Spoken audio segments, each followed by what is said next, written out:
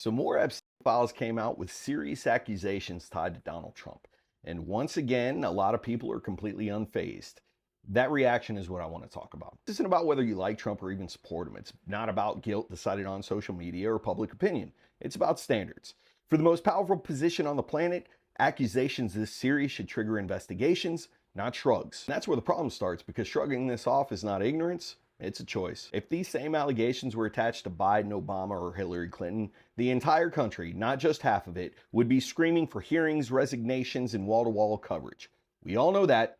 Everyone knows that. Pretending otherwise is a lie. What we're watching right now is a movement deciding that accountability is optional as long as power serves them. Allegations that would instantly end the careers of a teacher, a coach, a military officer, or a CEO are being ignored or downplayed when that accusations are pointed at the president they voted for.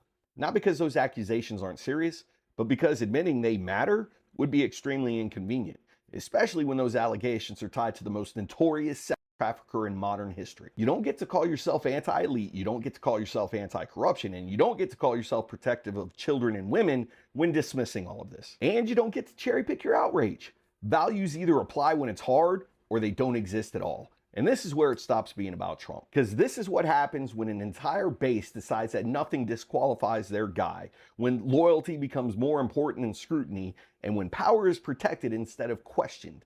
That's not strength, it's submission. And the founders warned about this exact behavior.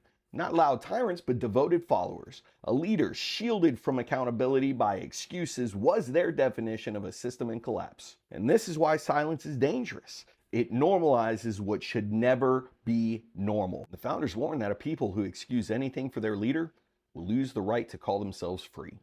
If nothing disqualifies your guy, then accountability is already gone.